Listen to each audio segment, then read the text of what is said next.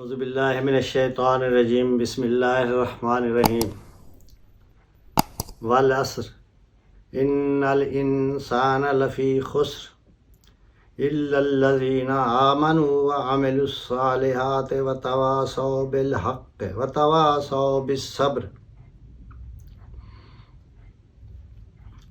حضرات، یہ صورت ہے العصر، اس کا نمبر ہے 103، 3 آیات پر مشتمل ہے، اور قرآن کی جو 2 سب سے چھوٹی صورتیں ان میں سے ایک ہے۔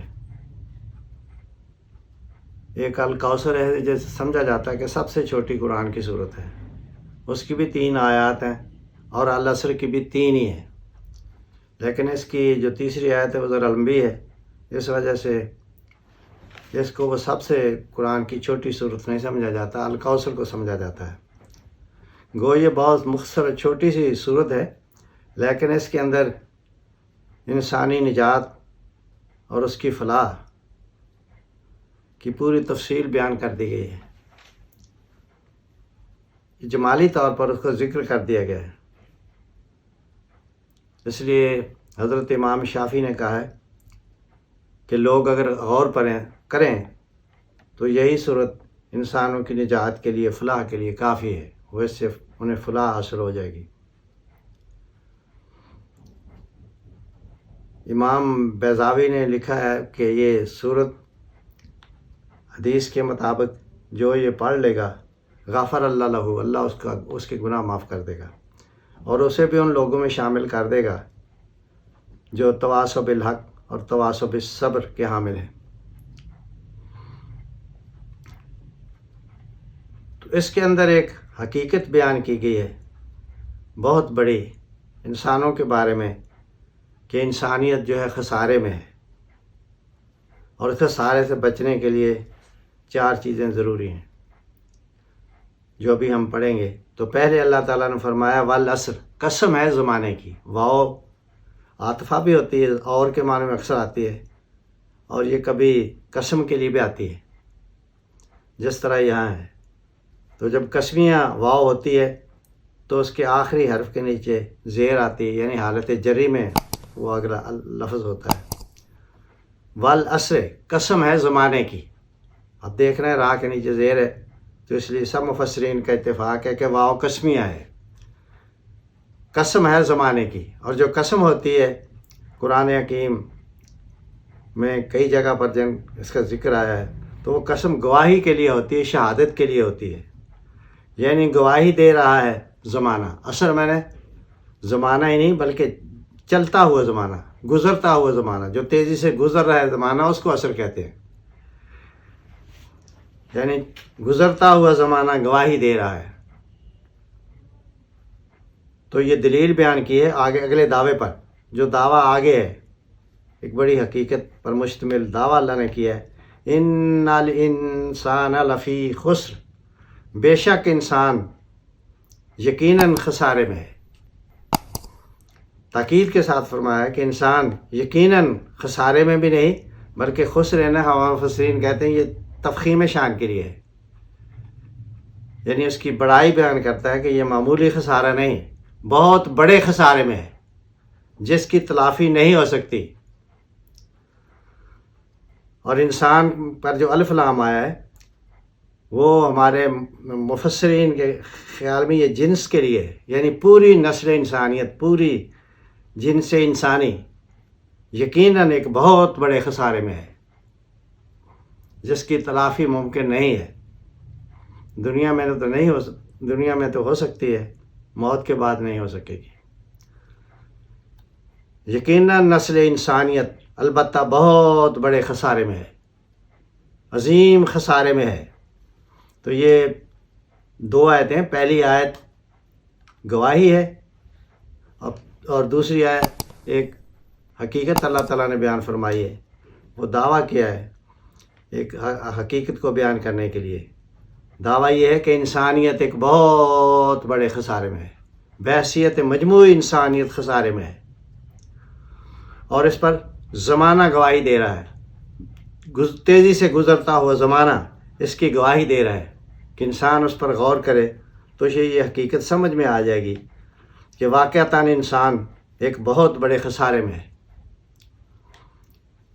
تو یہ گزرتا ہوا زمانہ توجہ دلا رہا ہے، ایک طرف یہ کہ زمانہ بڑی تیزی سے گزر رہا ہے، اس کی قدر کریں، اور دوسرا یہ بتا رہا ہے کہ جو حوادثات اس کے اندر ہوئے زمانے کے اندر، گزرے ہوئے زمانے میں، ان پر بھی انسان غور کرے، اور اب جس طرح زمانہ گزرا اس پر بھی غور کرے کہ انسانیت یا نوع انسانی، نسل انسانی خسارے کی طرف بڑھ رہی ہے، خسارے میں مبتلا ہے۔ خسارہ جب ہم کرتے ہیں تو اس سے ایک ذہن میں تصور آتا ہے تجارت کا، کہ تجارت انسان کرتا ہے، اس میں کچھ مال لگاتا ہے کسی کاروبار میں، اور پھر اس سے نفع یا نقصان ہوتا ہے۔ تو انسان کے پاس ایک محدود وقت ہے زندگی کا، اور اس کے پاس جو راس المال ہے، سرمایہ ہے، وہ انسان کی اپنی ذات ہے اور اس کی صلاحیتیں ہیں جو اللہ تعالیٰ نے اسے عطا فرمائی ہیں، ذہنی صلاحیتیں بھی اور جسمانی صلاحیتیں بھی۔ ان کو کھپا کر اعمال کر رہا ہے، تو اعمال جو ہیں اس کے وہ اعمال کو خرید رہا ہے اور لگا رہا ہے اپنی صلاحیتوں کو۔ تو تاجر جو ہے اپنا راس المال خرچ کرتا ہے اور اس کے نتیجے کے اندر دوسرا مال خریدتا ہے، جس سے اسے نفع ہوتا ہے یا نقصان ہوتا ہے۔ تو انسان جو عمل کر رہا ہے وہ اس راس المال کا نتیجے کی صورت میں اسے مل رہا ہے، یہ اچھے عمل کر رہا ہے یا برے عمل کر رہا ہے۔ اگر اچھے عمل کر رہا ہے تو اس میں وہ اس کے لیے نفع کے لیے ہیں، اسے فائدہ پہنچائیں گے، دنیا میں بھی فائدہ اور آخرت میں بہت بڑا فائدہ۔ اور اگر برے عمل کر رہا ہے تو دنیا میں اس کی شخصیت پر برا اثر ڈالیں گے، اس کے ماحول پر، اور آخرت کے اندر اس کی بہت بڑی سزا ہوگی جہنم کی صورت میں۔ تو اس طرح دیکھا جائے تو انسان ایک بہت بڑے خسارے میں مبتلا ہے، اور یہ خسارہ معمولی خسارہ نہیں، یا تو ابدی راحت اور آرام کی صورت میں اسے نفع ملے گا، یا ہمیشہ کی زندگی کی اذیت، تکلیف اور عذاب اسے نصیب ہوگا، اور جو زندگی ہے لامتناہی زندگی ہے، کبھی ختم ہونے والی نہیں۔ تو اس لحاظ سے انسان ایک بہت بڑے خسارے کے اندر مبتلا ہے۔ یہاں خسر کہا گیا، خسارہ بھی عربی زبان کا لفظ اور قرآن میں استعمال ہوا ہے۔ ولا یزید الظالمین الا خسارہ، قرآن کا ننزل من القرآن ما هو شفاء ورحمۃ للعالمین، ولا یزید الظالمین الا خسارہ۔ تو قرآن جو نازل کیا ہم نے، اس میں انسانیت کے لیے شفا ہے، لوگوں کے لیے شفا ہے، اور یہ رحمت بھی ہے اہل ایمان کے لیے۔ لیکن کافر جو اس کا انکار کرتے ہیں، ان کے تو خسارے ہی میں یہ اضافہ کر رہا ہے۔ وہاں لفظ خسارہ آیا ہے، یہاں خسر آیا ہے، اور خسران بھی آیا ہے قرآن حکیم میں، خسرت دنیا والآخرہ، ذالک هو خسران المبین ہے، ذالک هو الخسران المبین۔ یہ منافقوں کے بارے میں کہا ہے کہ خسرت دنیا والآخرہ، دنیا اور آخرت ان کے خسارے میں پڑ گئی، اور یہ بہت بڑا خسارہ ہے۔ دنیا میں بھی ان کو کوئی نفع نہیں، فائدہ نہیں، اور آخرت میں تو قرآن نے کہا منافقین کے بارے میں، ان المنافقین فی الدرک الاسفل من النار، جہنم کے سب سے نچلے گڑھے میں ہوں گے۔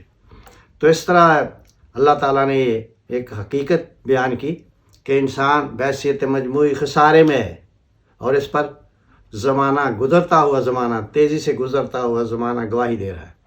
اس پر اب نظر دوڑا لیں اور انسانیت کو بھی دیکھ لیں کہ اکثر انسانیت وہ عمل کر رہی ہے جو خسارے کے ہیں، بہت بڑا نقصان ہے، جن کا اسے دنیا میں تو اتنا محسوس نہ ہو، لیکن آخرت میں وہ پتہ چلے گا کہ یہ جو برے اعمال میں نے کیے یہ کتنے خسارے کے تھے۔ تو بہت بڑی دنیا ہے جس کے اندر رہ رہے ہیں۔ اللہ تعالیٰ کی باتوں کو ماننے والے، نبی کی تعلیمات پر عمل کرنے والے کتنے لوگ ہیں؟ تھوڑے ہیں، ان میں بھی بے عملی بہت زیادہ ہے، لیکن انکار کرنے والوں کی تعداد بہت زیادہ ہے۔ آگے اللہ تعالیٰ نے فرمایا کہ 4 صفات ہیں جن کے اندر موجود ہوں وہ اس خسارے سے بچ سکتے ہیں، ورنہ یہ خسارہ ایک عالمگیر حقیقت ہے۔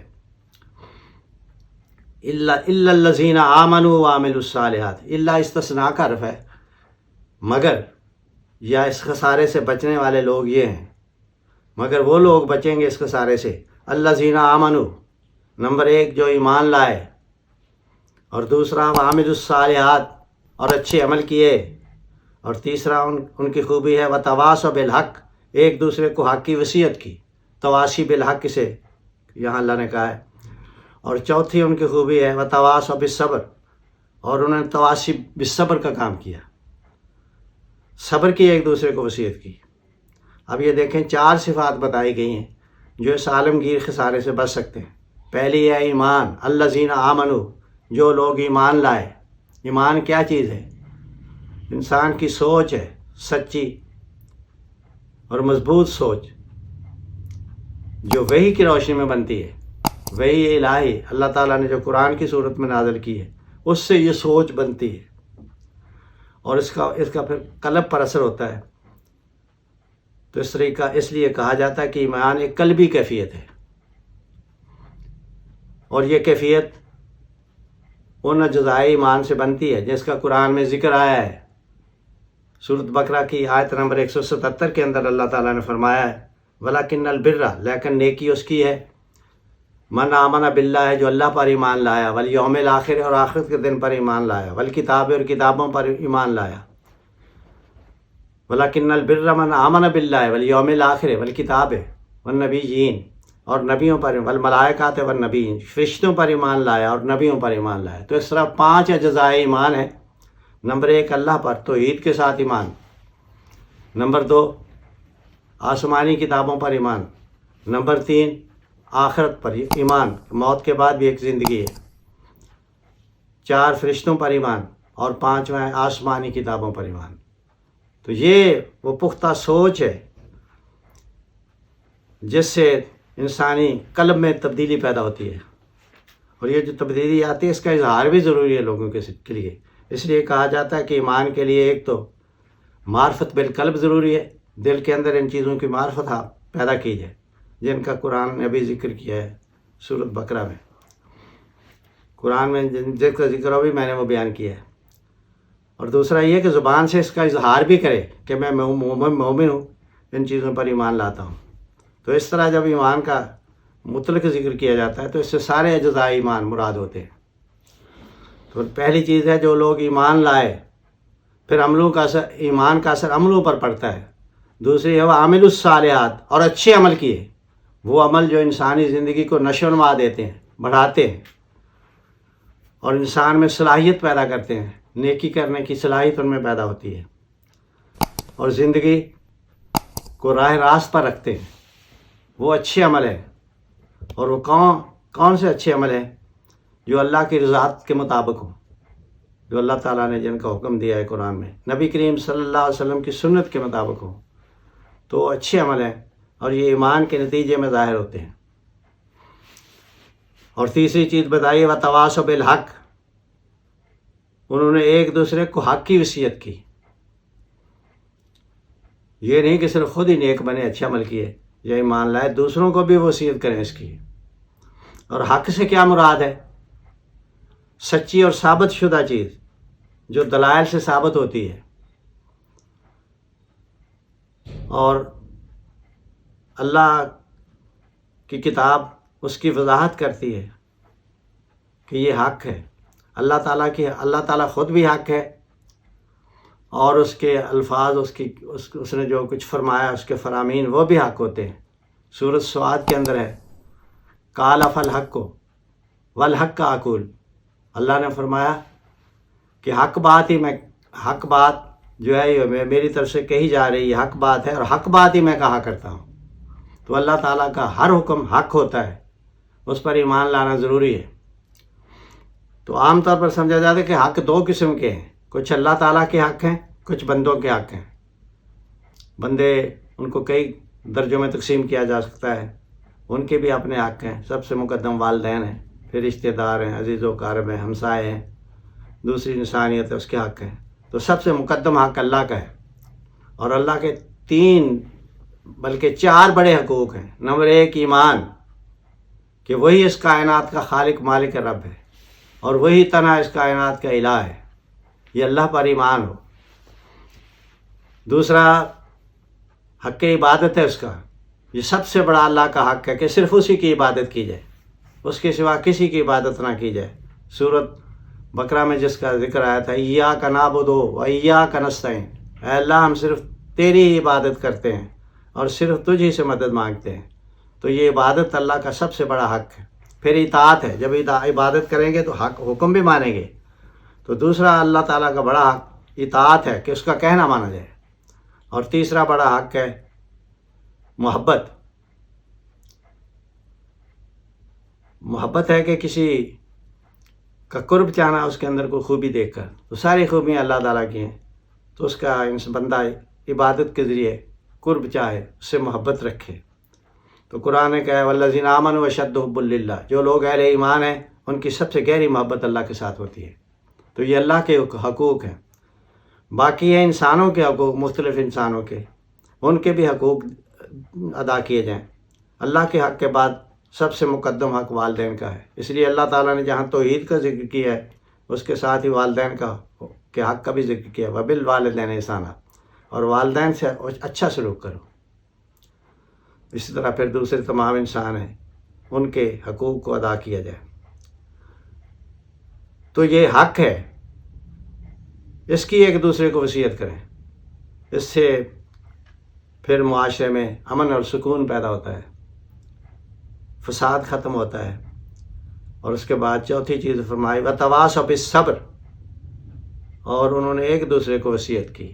وصیت بھی آپ دیکھ لیں گے، وصیت ہوتی ہے واقعہ آنے سے پہلے کسی کو ناصحانہ انداز میں سمجھایا جائے، خیر خواہی کے انداز میں کسی کو سمجھایا جائے واقعہ پیش آنے سے پہلے.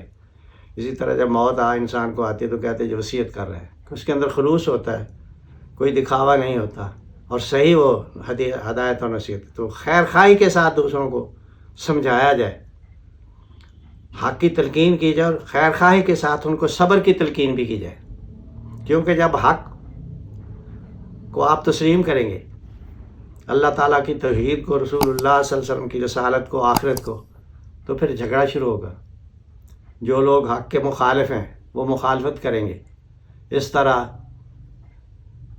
راستے میں رکاوٹیں آئیں گی، وہ آپ کو حق سے ہٹانے کی کوشش کریں گے. تو ایسی صورت میں پھر صبر کا مظاہرہ کیا جاتا ہے. صبر کا مطلب حق پر جم جانا اور اس کی راہ میں آنے والی رکاوٹوں کو خوش دلی سے برداشت کرنا. یہ صبر ہوتا ہے. یہ جو ہم اعمال کرتے ہیں، اچھے اعمال، ان کا نتیجہ فوری نہیں جھولی میں پڑتا، اس کے لیے کچھ وقت لگتا ہے. تو اس لحاظ سے پھر حق کو جب آپ نے تسلیم کر لیا ہے تو پھر حق کی راہ میں آنے والی رکاوٹوں کو خندہ پیشانی سے برداشت کریں. تو اس لیے صبر بھی ضروری ہے، اور صبر دوسروں کو بھی کہیں کہ دیکھو صبر کرو، یہ مشکلات آسان ہو جائیں گی. ضرور حق کا نتیجہ جھولی میں پڑے گا، لیکن اس کے لیے وقت درکار ہے. تو آپ جمے رہیں حق پر اور مخالفین کی مصیبتوں کو برداشت کریں. جو اس راہ میں مصیبتیں آتی ہیں ان کو برداشت کریں. تو یہ 4 اعمال ہیں جو کرتے ہیں. اللہ تعالیٰ فرماتا ہے کہ یہی لوگ ہیں اس خسارے سے بچ سکتے ہیں. ایک بھی ان میں سے کام ہوا تو خسارے سے بچنا مشکل ہے. تو پہلا عمل ایمان ہے، صحیح ایمان، صحت کے ساتھ ایمان، جس طرح اللہ تعالیٰ نے فرمایا ہے. اور اسی طرح اچھے عمل جو خلوص کے ساتھ ہوں، خالص اللہ کی رضا کے لیے ہوں، رسول اللہ صلی اللہ علیہ وسلم کی سنت کے مطابق ہوں.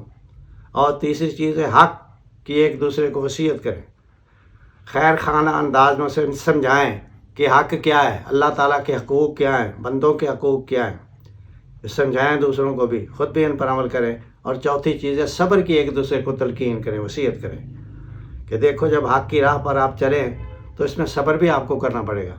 گناہوں سے بچنا اور حق پر قائم رہنا، اس کو کہا جاتا ہے کہ یہ صبر ہے. ایک تو خود گناہوں سے بچیں اللہ کے، دوسرا خود جو حق آپ نے تسلیم کیا ہے اس پر ثابت قدم رہیں، جمے رہیں، اور کوئی اس راہ میں آنے والی رکاوٹ آپ کو حق سے نہ ہٹا سکے. تو یہ صبر ہوگا. اس کا نتیجہ یہ ہوگا کہ آپ اس عالمگیر خسارے سے بچ جائیں گے جس کی اللہ نے کہا کہ یہ انسانیت ایک بڑے خسارے کے اندر مبتلا ہے بحیثیت مجموعی. اس سے بچنے والے یہ لوگ ہیں جن کے اندر یہ 4 صفات ہیں. تو اس اللہ کا استثناء ہے جو کہ سے بچنے والے یہ لوگ ہیں. ظاہر ہے کہ یہ لوگ کم ہیں، اور جو زیادہ لوگ ہیں وہ عظیم خسارے کے اندر مبتلا ہیں. اللہ تعالیٰ سے دعا ہے ہمیں کتاب و سنت پر عمل کرنے کی توفیق عطا فرمائے اور خسارے سے بچائے جس کا قرآن نے ذکر کیا ہے.